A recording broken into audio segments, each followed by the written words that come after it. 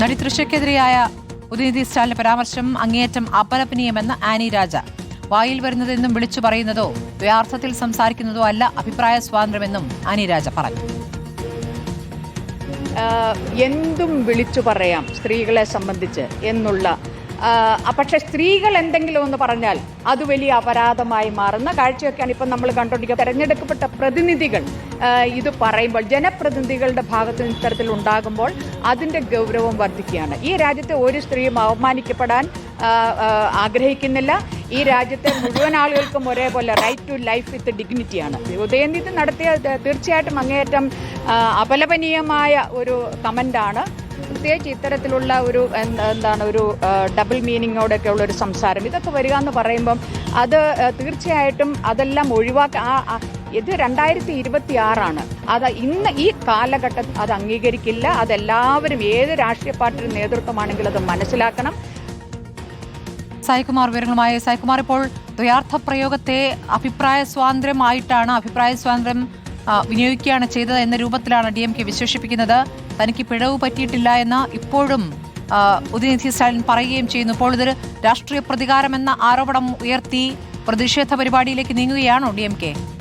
തീർച്ചയായും സ്മൃതി, ആ രീതിയിലുള്ള ഒരു നിലപാട് തന്നെയാണ് ഇപ്പോൾ DMK സ്വീകരിച്ചിരിക്കുന്നത്. അവരുടെ ഭാഗത്തു നിന്ന് വരുന്ന പ്രതികരണം ഇതൊരു രാഷ്ട്രീയ പ്രതികാരമാണ്.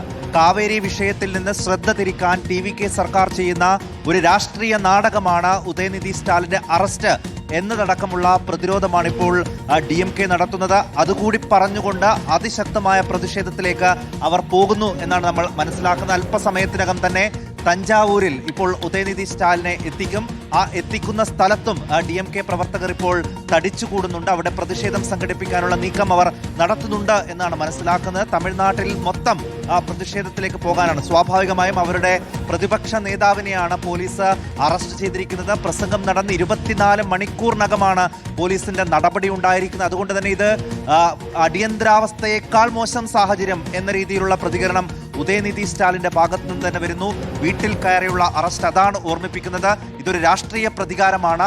ആ വിധത്തിലുള്ള ഒരു നടപടിയാണ് തമിഴ്നാട് പോലീസിന്റെ ഭാഗത്തു നിന്നുണ്ടായത്. അതിനെ ആ വിധത്തിൽ നേരിടാൻ തന്നെയായിരിക്കും DMK ശ്രമിക്കുക. പക്ഷേ ഉദയനിധി സ്റ്റാലിൻ മാപ്പ് പറയണം എന്ന ആവശ്യം BJP ഉന്നയിക്കുന്നു. അദ്ദേഹത്തിന്റെ പ്രതികരണം ഞെട്ടിക്കുന്നതാണ് എന്ന് കോൺഗ്രസിന്റെ ഭാഗത്ത് നിന്ന് പ്രതികരണം വരുന്നു. അതായത് അദ്ദേഹം നടത്തിയിട്ടുള്ള പ്രതികരണത്തെ പിന്തുണച്ച് മറ്റൊരു രാഷ്ട്രീയ പാർട്ടിയോ നേതാക്കളോ ഇതിനോടകം രംഗത്ത് വന്നിട്ടില്ല എന്നുള്ളതും പ്രധാനമാണ്. പക്ഷെ അപ്പോഴും പറഞ്ഞ വാക്കിൽ തിരുത്താനോ അതിൽ ഖേദം പ്രകടിപ്പിക്കാനോ ഒന്നും ഉദയനിധി സ്റ്റാലിൻ ഇതുവരെ തയ്യാറായിട്ടില്ല. അദ്ദേഹം പറയുന്നത് താൻ അങ്ങനെ ഒരാളെയും അപമാനിച്ചിട്ടില്ല. കാവേരി വിഷയത്തിൽ തമിഴ്നാട് മുഖ്യമന്ത്രി പുലർത്തുന്ന നിസ്സംഗതയാണ് താൻ വിമർശിച്ചത്, മൗനത്തെയാണ് താൻ വിമർശിച്ചത്. അതിനെ മറ്റ് ഏതെങ്കിലും വനിതയെ അപമാനിക്കുന്ന തരത്തിൽ താൻ സംസാരിച്ചിട്ടില്ല എന്ന നിലപാട് അദ്ദേഹം ആവർത്തിക്കുന്നുണ്ട് ഇന്നും.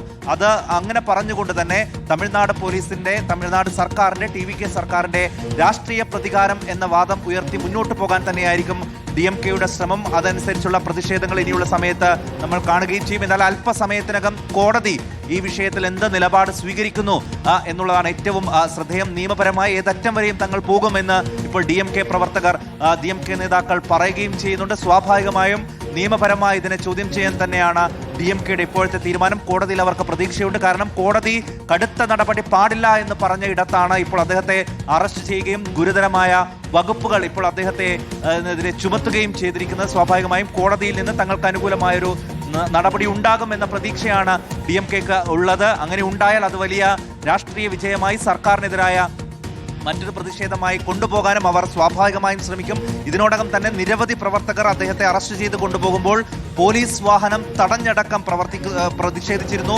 പോലീസുമായി പലപ്പോഴും ഉന്തും തള്ളും ഉണ്ടാകുന്ന സാഹചര്യം വരെ ഉണ്ടായി. ഇനിയിപ്പോൾ അദ്ദേഹത്തെ അല്പസമയത്തിനകം തഞ്ചാവൂരിലേക്ക് എത്തിക്കുമ്പോൾ അവിടെയും ഒരുപക്ഷെ പ്രതിഷേധം ഉണ്ടാകാനുള്ള ഒരു സാധ്യതയുണ്ട്.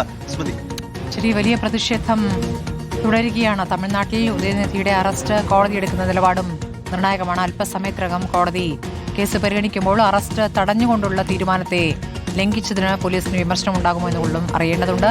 നിയമപരമായി നേരിടുമെന്ന് ഉദയനിധി പറയുമ്പോൾ പറഞ്ഞതിൽ പിഴവില്ല എന്ന് ആവർത്തിക്കുകയുമാണ്. നിലങ്കലിൽ നടന്നത് മണിക്കൂറുകൾ നീണ്ട നാടകീയ രംഗങ്ങളായിരുന്നു. ബലപ്രയോഗത്തിലൂടെയാണ് ഉദയനിധിയെ അറസ്റ്റ് ചെയ്ത് കൊണ്ടുപോയിരിക്കുന്നത്.